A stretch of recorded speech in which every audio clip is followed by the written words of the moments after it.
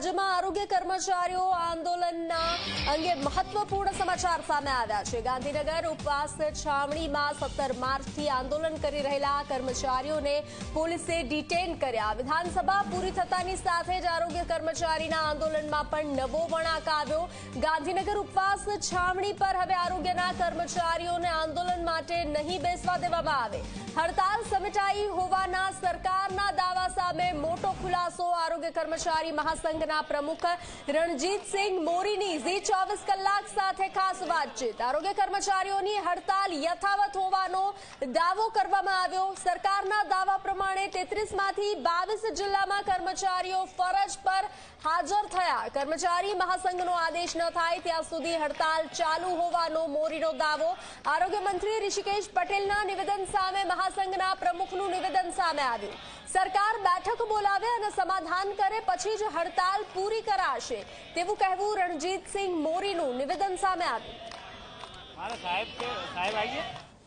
17 માર્ચથી આંદોલન કરી રહેલા આરોગ્યના કર્મચારીઓને આખરે ડિટેન કરવા માટે પોલીસે કાર્યવાહી શરૂ કરી છે। અહીંયા આંદોલન સંપૂર્ણ રીતે થઈ જાય એટલા માટે કર્મચારીઓને હવે ડિટેન કરવામાં આવી રહ્યા છે। પોલીસ છાવણીમાં આવીને આટલા દિવસ શાંતિ રાખ્યા પછી હવે પોલીસ તમામ કર્મચારીઓને ડિટેન કરી રહી છે।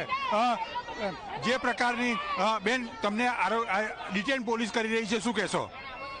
અમને ડિટેન કરે છે, તમે ડિટેન થઈ જઈશું। અમારી માંગણી જોઈએ છે, બીજું કશું નથી જોઈતું।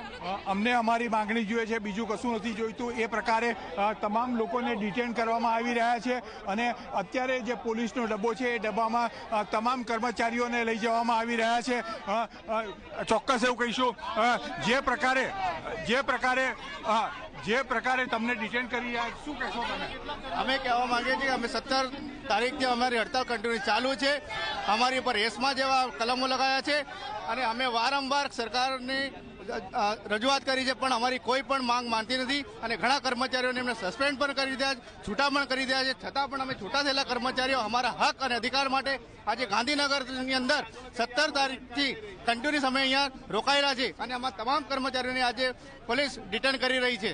સરકાર ગાંધી ચિંધ્યા માર્ગે આ આંદોલન કરીએ છીએ તો પણ સરકાર એની જો હુકમી કરે છે એ અમે ચલાવી લઈશું નહીં। અમે ફક્ત ને ફક્ત અમારો ગ્રેડ પે લઈને રહીશું। એના જીયા ઠરાવ જ્યાં સુધી નહીં થાય ત્યાં સુધી અમે અહીં અડગ રહીશું।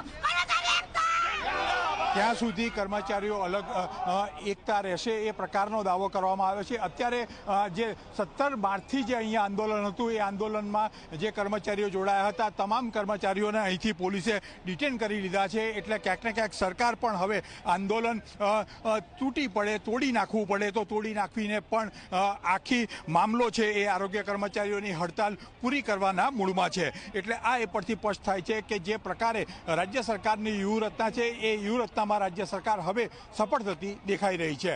કેમેરામેન રમેશ ઉડિયા સાથે હિતલ પારેખ, જી મીડિયા, ગાંધીનગર। તો જે રીતે વિધાનસભા પૂર્ણ થતાની સાથે જ તમામ આંદોલનકારીઓની અટકાયત ગાંધીનગર ઉપવાસ છાવણી આંદોલનકારીઓથી મુક્ત કરાઈ।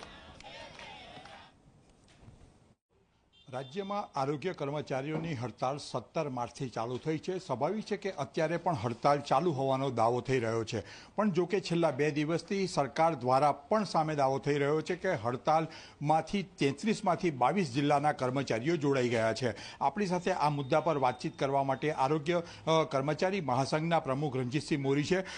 મોરીજી, જે પ્રકારે તમારી હડતાલ ચાલી રહી હતી અને એમાં ક્યાંક ને ક્યાંક ફૂટ પાડવામાં સરકાર સફળ થઈ છે એ પ્રકારનો સરકારનો દાવો છે?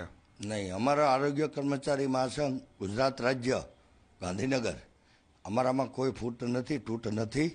જે 5 જિલ્લા અસંતોષી હોય અને એ પહેલેથી જ છે, એમાં કાંઈ નવાઈની વાત નથી અને વિરોધ પક્ષ તો હોય જ, તો 5 જિલ્લાના ટોટલી સહયોગ લઈ અને સરકારમાં રજૂઆત કરવા ગયા, ફ્લાઇંગ વિઝિટ કરવા, અને ખોટું નિવેદનો મીડિયામાં આપ્યા છે, પણ એના જ કર્મચારીઓ અહીંયા સત્યાગ્રહ છાવણીમાં નિવેદનો આપ્યા છે કે ભાઈ અમે તો અહીંયા છીએ, અમારા પ્રમુખો ખોટા નિવેદનો આપી ગેરમાર્ગે દોરે છે હડતાલને।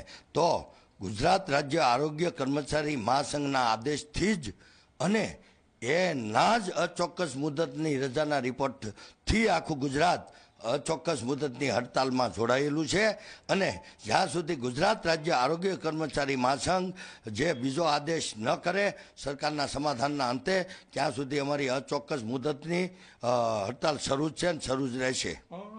ખાસ કરીને જોવા જઈએ તો રાજ્યના આરોગ્ય મંત્રી ઋષિકેશ પટેલે પણ સ્પષ્ટ કર્યું હતું કે જ્યારે હડતાલ પૂરી થશે ત્યાર પછી જ કર્મચારીઓ સાથે ચર્ચા કરવામાં આવશે. આ મુદ્દા પર પ્રમુખ તરીકે તમે શું માનો છો?